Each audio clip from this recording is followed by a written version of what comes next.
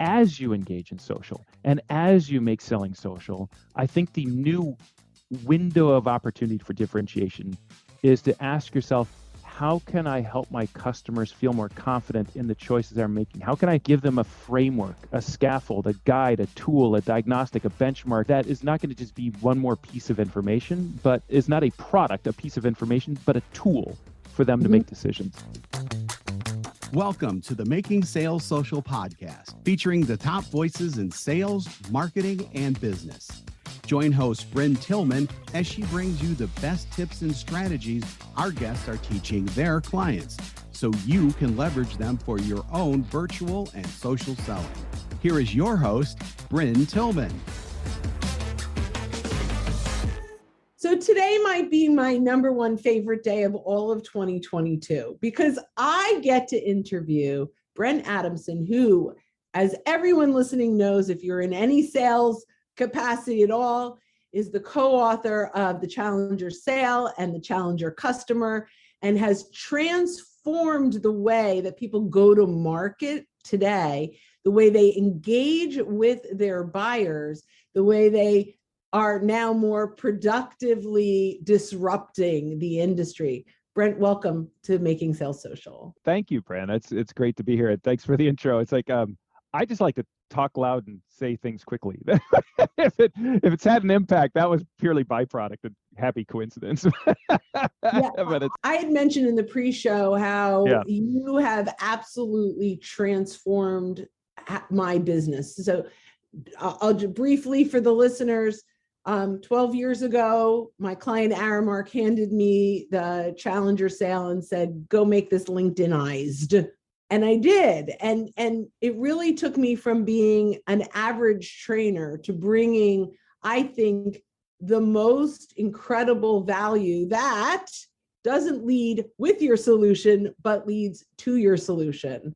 So I thank you, Brent, for the brilliant gems and gold and the little pearls of wisdom that are all based on good data. Yeah. Well, it's funny, Brent, because when you go out there and you share what are potentially disruptive ideas, reframing ideas, you create a wake behind you of churn in the water. People like, who is that? And crap, what do we do now? So it's like, I don't know. Good luck with that. I got to catch a flight home. But it's been really interesting. And I think in some ways it's the model that a lot of companies are pursuing now is like creating markets, creating a space into which your business can flow. And what I effectively done purely, it was not intentional. I don't know if it was accidental either, but I wouldn't say but the Challenger work, the Challenger IP has created a space into which all sorts of individuals and companies have been able to flow to create all sorts of really interesting ideas, interesting opportunities, interesting new markets. And it's to have that kind of impact it's humbling. I mean, it's deeply humbling, but just cool. It's cool to see that, you know what it is? And you're the perfect example of this. It's the creativity that if you just give someone a new idea, a new way to think about things and just put it in their hands, even like it works with kids too, but with us adults, because we're all humans, and just watch the magic happen. And I am more floored not by anything I've been able to do. I'm more floored by people like you who've been able to take this basically a couple bar charts in a talk track and turn it into amazing opportunities. So my hat's off to you. I'm honestly, and everyone else out there listening has done cool stuff individually and collectively. It's pretty amazing. Well, we appreciate the groundbreaking work that you and Matt did to get to this point. So, yeah. Oh, by the way, when you say it like that, I got to tell you, there's a whole lot of other people involved. They're all no one ever reads the acknowledgments of a book, but it was important to us. Here's the cast of characters. This was a huge team effort. So Matt and I get to put our names on the book, but wow, there's just a lot of incredibly talented people. I know not everyone cares about that. I care about that. So I had to say it real quick, but anyway, I love that. Yeah. The Challenger Sale taught us about our personalities as salespeople, about what really works, about what to do with that brilliant lone wolf who might be breaking a lot of things, and you're afraid to challenge that person because they're making commissions and they're making sales. To the Challenger Customer, where we looked more into how buyers are thinking, right? And so when we marry the two together, we create this, there's the buyer's journey and the seller's journey. And it's these two books together that really create successful enterprise sales opportunities. So again, at least they get you, they take you a little farther down the path. There is, I've seen lots of people try and struggle because it's hard, by the way, but also because they don't want to, or because they don't get it, or because frankly, it's not a good fit for them. There's 1,000 reasons, but I've seen people try and struggle to apply these ideas, but hopefully it gives individuals an idea of at least things to try, just a different perspective. And you think about sort of just thinking about, still to this day, but I think, but for what it's worth, The Challenger Customer, I think, is the more underappreciated book. And is in some ways the better book. And even today, I have debates. In fact, just this morning, I was having a debate about, we did find our customer champion. It's like, I don't, because one of the things we do in the Challenger Customer, we talk about the difference between a customer champion and a customer mobilizer. A champion is someone who's a fan for you. A mobilizer is someone who's a fan for change. And if I had to pick between those two, I'd pick the mobilizer 10 times out of 10, because that's what you're selling. You're selling change. I love that you love me, but can you actually freaking get anything done inside your company? That's what I need if I'm going to actually make, my quota this quarter. So anyway, so there's, now you just got me ranting. Should we start with your first question? You have an opening question. Let's go with that. Okay. So the first question we ask all of our interviewees is, what does making sales social mean to you? Well, all right. So this, you may just have launched me onto a 60-minute answer, so I'll try not to do that. But so making sales social, when you started doing this 10 years, let me do this. Let me answer your question with a question. It's kind of not a cool thing to do, but would you or would you not, would you argue that making sales social today is different than making sales social 10 years ago when you started? Is it different? And if so, how? So let's say it's different than 14 years ago. And then 12 years ago, I read your book. So sales social. So there's a different goal, right? So there's a goal of attracting, teaching, engaging our buyers in a way that disrupts their current thinking, right? So part of our definition of social selling is to get them thinking differently about their current solution. If we 100%. Can't do that, and clearly, I learned a lot from you, but that's such a core. So, our 5 things, right, is resonate with your buyers, create curiosity, teach them something new. Number 4 is that gets them thinking differently about their current situation. Because when we started saying teach them something new, if we didn't get them to the second piece of that gets them thinking differently of the current solution, we never got to number 5, which was create a compelling moment. Yeah, no, that so I'm obviously, I guess, I don't know, obvious or not, but I'm on board because that is completely consistent, as you've already mentioned, with the Challenger work. Let me fast forward to today, though, because I think in 2012, right, when LinkedIn was emerging, it was already a big deal then, but it was still emerging, and social selling was absolutely right. These are the days when, like, early Jill Rowley, where, like, she was out there teaching the world how to do this in ways that no one had even conceived. Right, but now you fast forward to today. So this is now 10 years later. And the landscape is quite different. So I'm not suggesting in any shape, I promise, that social selling is bad, but or ineffective or is jump the shark or whatever. But I do think it's actually changed. And so let me throw this out there. There's an article that captures a lot of what I'm about to share with you all in the Harvard Business Review, which I wrote while I was still at Gartner. I've since departed Gartner, but it is the January-February issue of the Harvard Business Review, the print magazine. And it's called Sense Making for Sales. And the heart and soul of sense making for sales as an idea, an article, this whole idea of sense making, is that the world we live in today is different for customers in some pretty fundamental ways. There's a long version, a short version. Let's see if I can do the short version. But if I go back, say 6-7 years ago, early days of Challenger, and in the Challenger Customer, we talk about this a lot with the blue arrow. It's actually gray in the book because we think print and color. But this arrow that says that customers are on average about 57% of the way through a purchase process before they proactively reach out to a sales rep to get their input on what they're doing. So they're learning on their own. They're going out doing their own due diligence, usually, of course, through digital and researching, surfacing information. They're on LinkedIn. This is part of your point, is like, that's why you have to be in social. I used to ask, and I still do, 2 critical questions of particularly marketers, but sellers too, that's germane here, which is, where do your customers learn? And are you present where that learning is happening? And so And for a seller, the answer is, well, they learn in digital. Oh, bleep, I better be there. And so enter stage left, Brent and others to say, like, so let's get good at this. Let me help you become great at this, because you have to be, because that's where learning is happening. And so I'm on board 100%. However, nothing's ever easy, right? So what's happened, of course, is over the last 10 years ago, when we made this big shift, it's not what you sell, it's how you sell. That's the heart and soul of Challenger. It's not that you differentiate based on the products and solutions, not because they're not important, they're critically important, but they're easily replicable. Even great complex solutions can be copied by great competitors. Think UPS, FedEx, right? So the two world-class companies that go head-to-head across every single dimension of their world-class solutions.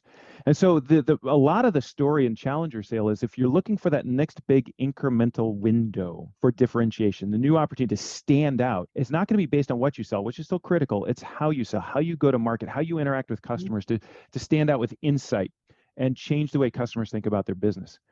That book was lightning in a bottle, because it hit right at this moment around 2010, where this window of opportunity around solution selling, is a window of opportunity for differentiation around solution selling, was rapidly narrowing. It wasn't closing, but it was narrowing.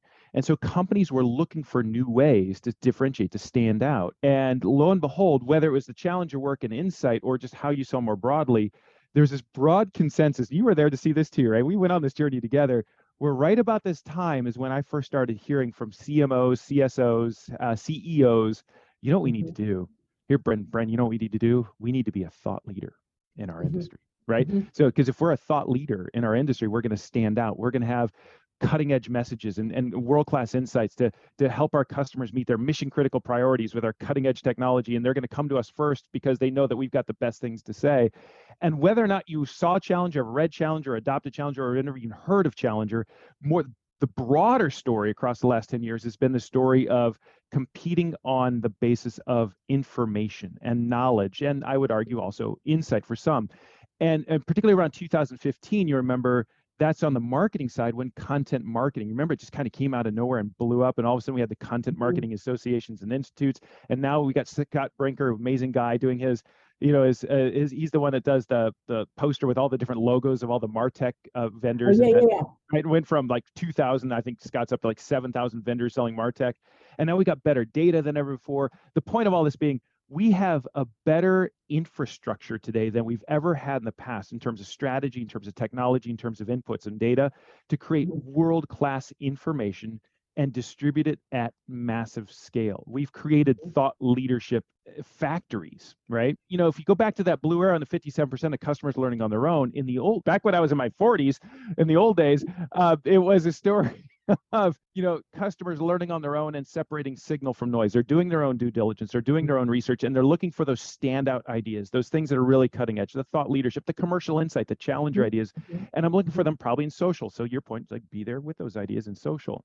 But as we've all gotten really, really good at this, where it's left customer, I call this the smartness arms race. And we've all engaged in the last 10 years in a smartness arms race. And it turns out we've all gotten really good at it. If you fast forward to today, and even prior to the pandemic, 2019, 18 is when we first saw this in the research we were doing at Gartner, which is, again, part of this article now in Sense Making for Sales, is that the vast majority, 92% was the last number I was involved with at Gartner, of customers will report, these are B2B buyers, complex sales, we're saying the information that we encountered as part of this purchase was generally of high quality.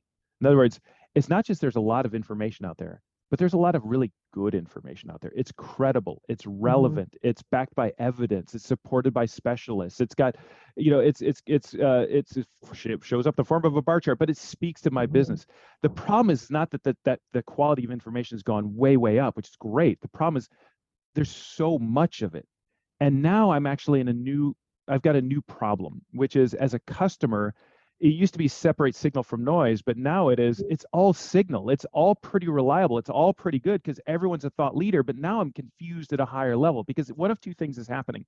Either you're telling me to zig and they're telling me to zag, and that's great. But by the way, that was always Challenger, right? Challenger's like, everyone's saying, and literally, I was at a meeting in Palo Alto before the pandemic, and someone said, Brent, he said, I just did what you told me to do. And it's always a terrifying thing when people say that. I just did. It's like, oh God, what did I tell them to do? But he said, look, the whole marketplace is out there telling our customers they need to go in this direction. And we're out there reframing. We're out there challenging. We're telling them they need to go in that direction. And it's a really compelling story. And I said, I'm with you, But I said, but from a customer's perspective, if they're telling me to zig and they've got data, they've got research, they've got experts, and you're telling me to zag and you've got data, you've got research, you've got experts, now I'm just confused at a higher level because you're all pretty dang convincing, but you're telling me to do two different things. And so what that does to me as a customer is it makes me two things: more confused and less confident.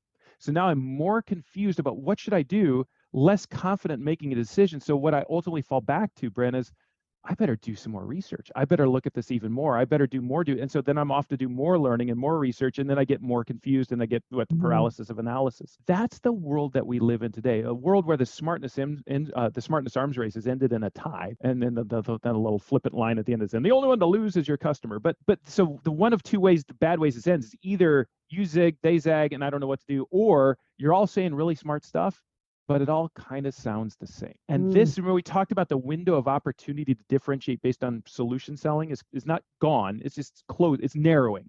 I think that's exactly what's happening around insight and quality information. No one should unilaterally disarm in a smartness arms race. Or I'm not suggesting one should show up and be like, have the dumb things to say or something. That's a bad idea. But all I'm suggesting is that it may be necessary, but not sufficient. So if you're going to be frame breaking in this world, you have to be incredibly accurate. You have to be incredibly precise, and you have to probably be pretty provocative to really stand out. It's like if they're telling me to zig and I'm going to tell them, no, you should zag, you got to give me a reason to believe that zagging is better than zigging. That's convincing, because the zigging argument, or is it the zagging argument, was pretty good too, right? So you see what I'm saying? So all of this is to say, it begs this question. I will bring this all around to social selling again in a heartbeat. I promise, it's coming. Yeah, There is a punchline to this. Gold. This is gold.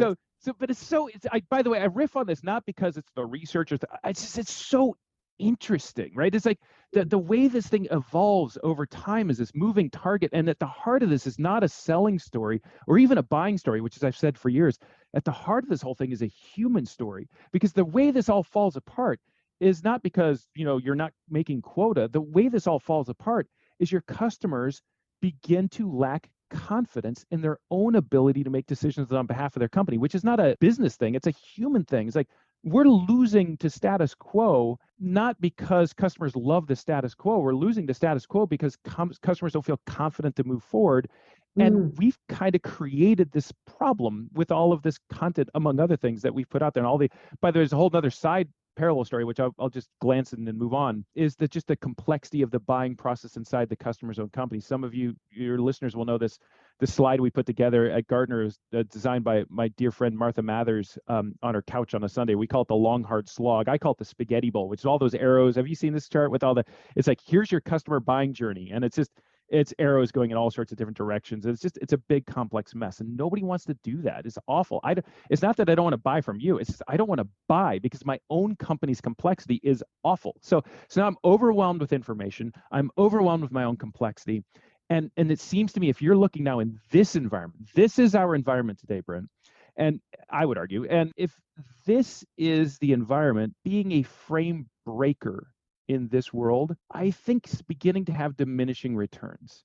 And where I landed in my head about a month ago as I was thinking through this is, what if our role was not to be so much a frame breaker, but a frame maker? And I love this language because it just sounds cool when you say it. But a frame maker captures a very different way of thinking about how you interact with your customers. What if my role was to be more of a guide so it's like what we sell to how we sell to how we help. I can help you not feel more confident in me, the seller, or more confident in my company or my brand or my products with ROI documents, but how do I help you feel more confident in you and the decisions that you're making on behalf of your company? And I can do that by helping you, one, just play, so on the buyer enablement, what we call buyer enablement, so on that side is like just actually take on the role of guiding you through your own organizational decision-making complexity. Have you talked to this person? When you do, you probably want to talk to them about this. Here's the kinds of things you're going to want to have to be able to say, and here's how to say them. So I can guide you through that. And so in working with other customers like you, we found that it tends to go off the rails in these three ways. Here's what you're going to want to watch out for. By the way, that phrase, in working with other customers like you, one of the things we've learned, that's the phrase, I call it the phrase that pays. I've used it for 20 years. It's so powerful because now I'm not showing up with my expertise. I'm just playing the role of connector. I'm doing what you want more than anything else. I'm connecting you to other companies like you because that's what you crave, is to know what other companies like you've done. Is social, again, very human, social norming, social proof. It's just at the business level. So frame making and the sense making thing is, I think what happens now, Brent, in this world is we have to approach our, I don't have to, we don't have to do anything, I suppose, but what is well advised, maybe, to approach one's customer. There you go, right? I think it wouldn't be a bad idea. How about that? I'll soften it as much as I can to consider approaching your customer with an information strategy. This is not something that was even close to our radar screens 10 years ago when Challenger came out, but it's like, looking to up your LinkedIn game? The Social Sales Link team has you covered with our LinkedIn Sales Accelerator, a guided social selling program that includes training, coaching, and so much more. Visit socialsaleslink.com/in for more details. Again, that's socialsaleslink.com/in.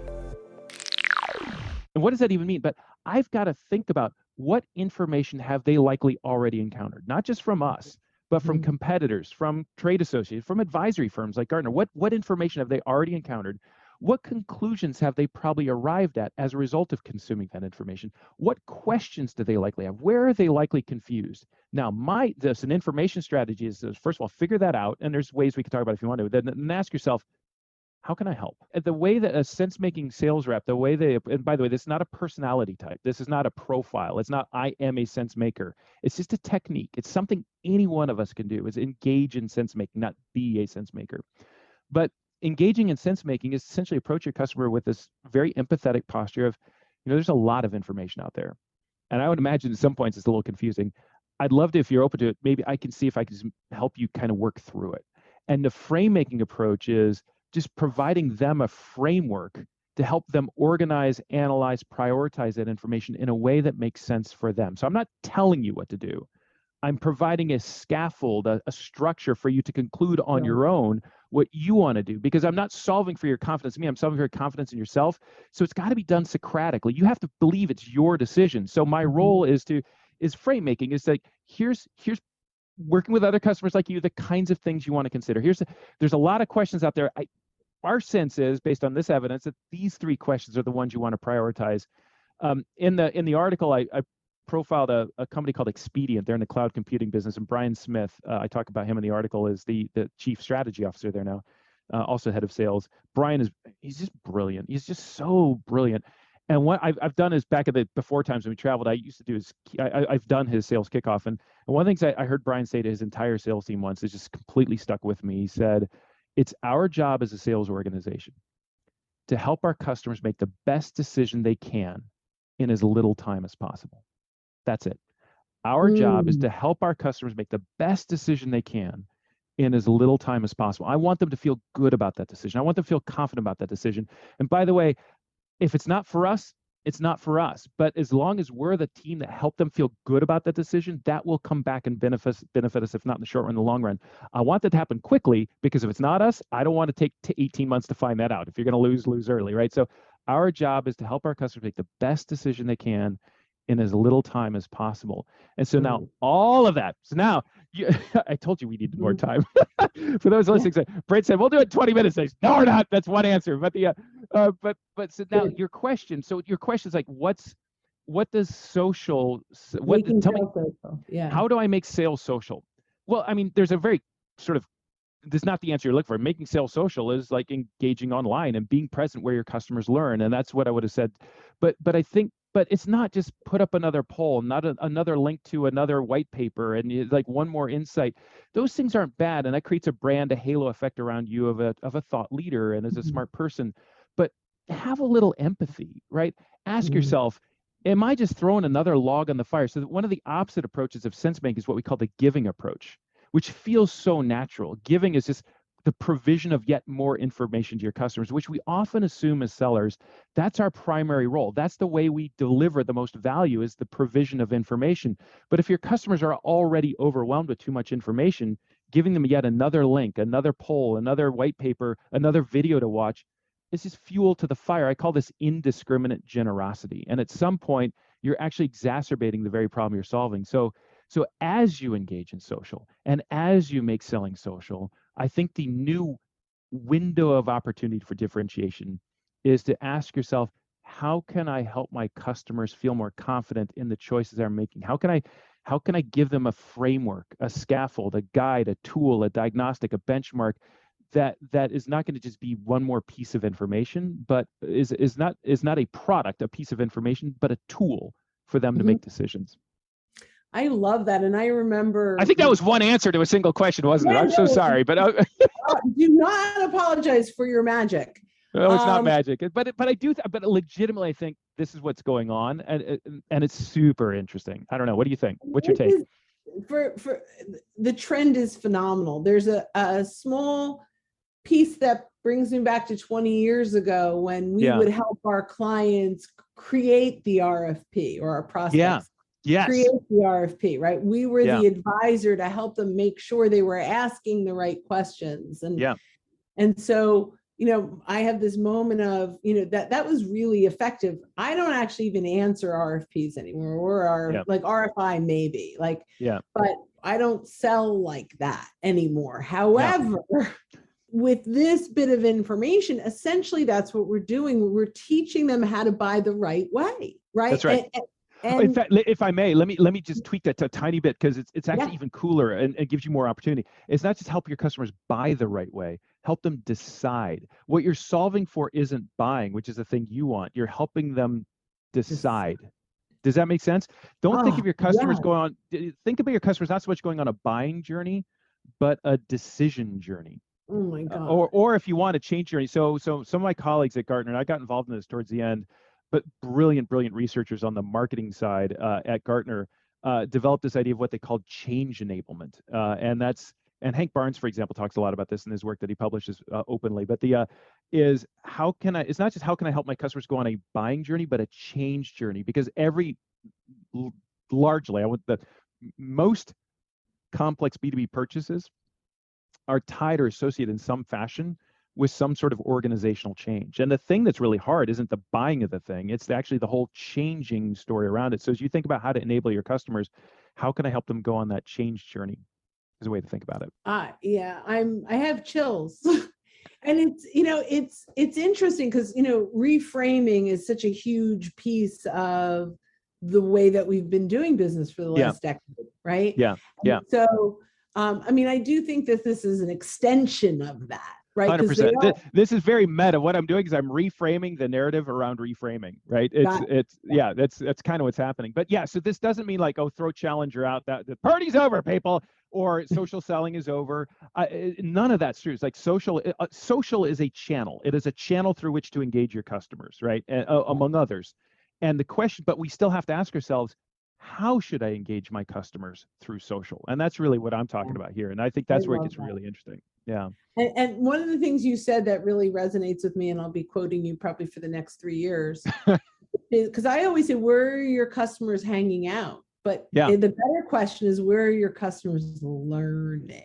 Yeah. I think that's brilliant. And question number 2 is, are you present where that learning is happening? And either directly as a human, or indirectly through your digital presence, or third party indirectly through trade associations, but one way or another, how are you participating in that learning process? And then I guess the thing I would add today is, and so where do your customers learn?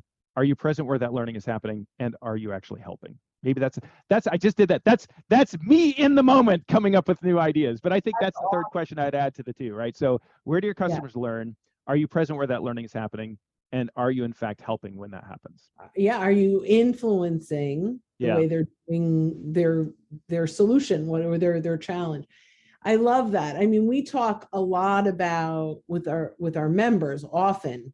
We talk about stop sharing content you want them to read and start sharing content they want to consume. That's great too. And that's, to me, that's that third piece, right? So, where are they learning?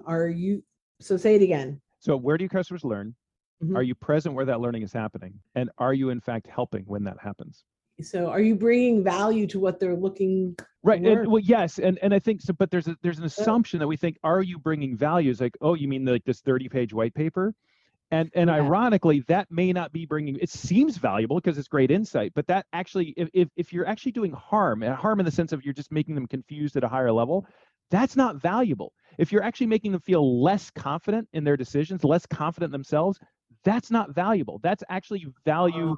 That's value destructive, not value accretive, right? And so I think the question becomes, and bear with me, but I think you're on this journey with me. It's like, this takes a level of empathy to get this right. That everybody and their dog is talking about empathy for the last 5 years, and it kind of drives me crazy because it's become almost performative now to say empathy. But that's exactly what this is, right? It's like, you really have to not just understand your customer's business or get inside their heads. The challenge was all about, if you want to understand how your customers think about their business, first thing you have to understand is not their business, but how they think about their business. But it's largely a cognitive exercise, right? But I love that line, by the way. But this is different. It's not how you have to understand how your customers feel about their business. You have to understand how your customers feel about themselves as people, as individuals, and not, again, in a performative way, but in a really kind of deep, meaningful, connective way, and different. And what I've learned with my really crappy projection bias, which gets me in trouble every single day of the week, because I assume everyone must think and feel the way I do, and I'm never right because I'm a jackass, right? But so it takes a lot of stretching and a lot of thinking, and really working very hard to think not just how do they feel, but how does this person feel, and knowing that this person probably a little different than I am, and they probably see the world through a different lens. And can I think about how I can help them so that they feel better about themselves, given the way the physics of their mind works, right? We are so far away from selling now. We're like but we're not. That's kind of the point, right? It's like, this is selling, but this is humanity. This is living. This isn't just selling. And it's like, that's why I still do this, Brent, after all these years, because I'm a trained social scientist. That's like my career before this. I told you, I was a German professor and a linguistics professor. I'm a trained social scientist, which isn't like a name drop. It's not a geeky. It's just that's just how my brain works. When I look at sales, I'm not like, this is why so much of what's really valuable in the sales profession isn't stuff I touch. Like, should I cold call or should I not? Should I do that on a Thursday? A lot of this mechanical stuff, which is so valuable and so helpful to people, I don't touch. Not because it's not important. It's just because my brain is wired to look at these really weird human stories that are going on sort of at the same time. So anyway. So I love it. So I'm just going to throw in one other thing that we teach. And, all of this is influenced by you, by Bob Burg, by Jeffrey Dahmer. Bob Burg is wonderful. He's so great. Bob Burg's an amazing human being. I love him. I'm in his mastermind, and he just But for those who are listeners who don't know what we're talking about, the book, there's others, of course, but The Go Giver is it's a beautiful book. It's just beautiful. So if you haven't read it, go. And endless referrals also to the 100%. Critical. But these deep influences, really, I've come, if you ask me what is my number one philosophy in social selling, it's detach from what the prospect is worth to you and attach what you are worth to the prospect. Don't define that in terms of your product, your solution, or your content, right? Define it in terms of human connection. How am I valuable to this person in my ability to make them feel better about themselves? Not in how am I valuable to this person based on the solution I can sell them, or how am I valuable to them based on the content I can provide them, or how am I valuable in terms, think about how am I valuable to this person in the way that they wake up and feel about themselves in the context of their company and the decisions they're making every day. Because you mean something. You mean something not as a seller, you mean something as a human being. You have the means. Every one of us has the means to make the people around us, to make their lives a little bit better. By the way, as we all know, we have the means to make their lives a little bit worse. And we've all been guilty of that. And it's a bummer when that happens. But now we're in platitude land, but freaking seize that opportunity to take your own power as a human and use it for good. So I'm sorry, now I'm just off in the clouds, but that's what when I look at sales, Brent, this is literally what I see. And that's why you can tell I get all kind of agitated about it, because there's so much opportunity here, not just to go to Cancun and sell more stuff and hit your quota. There's really legitimately an opportunity here to make the world a freaking better place, which goodness knows we could all use right now. So there you go. That's a soapbox moment. Oh my good, the best soapbox. I cannot thank you beyond thank you for your you're so welcome. Words of wisdom, your gems. This is such a great moment for me to be sitting here talking with you and getting the real Brent Adamson, This is unvarnished stuff here, I'll tell you. But it's a pleasure for any of us to sit down and have a great conversation. And hopefully someone found this interesting. But Brent, I've certainly enjoyed it. And it's, it's the pleasure is all mine. It's such a cliche, but you know what it is? It's like I'm deeply humbled by the impact that I've had for you personally and for others who may be listening. I mean, honestly, that's so cool. But I don't know. Which is great, but that's like I'm also insatiably like, okay, what's the next one? So I'm like, I am like sales. It's like, so what have you done for me lately, right? So what's the next way you can have an impact? But I just like, let's just find a way to all connect with each other and feel better about ourselves and make each other feel better about them. It's a cool thing that's what sales can be. That's your vision. I will tell you, my sense is, and there's bar charts out there, I'm sure, to prove this, but if you can manage to do even a little bit of that, you will not only do better against your quota, you will have a better quality of life, at least as a professional in your professional setting. You'll enjoy your work more because you'll hear things like Brent has said to me, which is amazing, which is, I just so appreciate you. I mean, we live, all of us, like that feels good. And that's within your potential. Any one of you listening. That's what I would say. I love this. This has just been such a joy for me. How can our listeners get a hold of you, and what would you like them to do? So all right. So as I mentioned, I left Gartner. I'm at a company now called Ecosystems. Our website is ecosystems.us. Soon to change we'll probably change the domain on that as we continue to expand globally. But very briefly, because actually I wouldn't have made this move to this specific company if it weren't for amazing people who think like I just described and I want to spend my time with, which is amazing. This is a group but there's lots of companies that have really great people. But what's also interesting about Ecosystems, Brent, is it's software as a service, because everything is these days, right? But what we do at Eco is, and I say we, but it's really all this happened before I got here, but I'm here. It's a software platform that allows companies and their customers to sit down collaboratively and discuss, determine the dimensions of value along which they want to measure their ongoing relationship. So this fits under the umbrella of something called value engineering or value management. But this tool is, the more I've gotten to know it, I'm just blown away by it, because so much of what it does goes well beyond value engineering. Like, Brent, if you were to think about what's a software playbook that would guide not just sellers but customers through through the very conversation we just described, what would that look like? What would a digital experience look like that supported the conversation I just shared with you? That's what I see in Ecosystems. And so I'm there to build a community around that, to do research that basically just keep pissing people off and breaking frames. To do more research, but that's what we do. So we have a community we built called the Customer Value Community. You can find that on our website under the Resources tab. I'm on LinkedIn. If shoot me a note, send me an email, say hi. I'm always happy to engage in conversations. But that's what I'm up to now, and and what I'm hoping is it's just more of the same, more just ticking people off.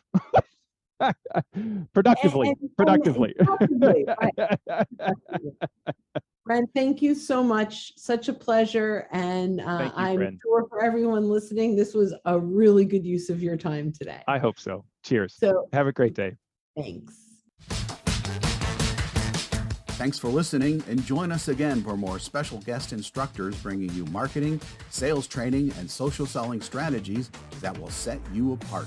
Don't forget to subscribe to get the latest episodes from the Making Sales Social podcast. Leave a review down below. Tell us what you think, what you learned, and what you want to hear from us next. You can also listen to us on Apple Podcasts, Spotify, Stitcher, and Google Play. Visit our website, socialsaleslink.com, for more information.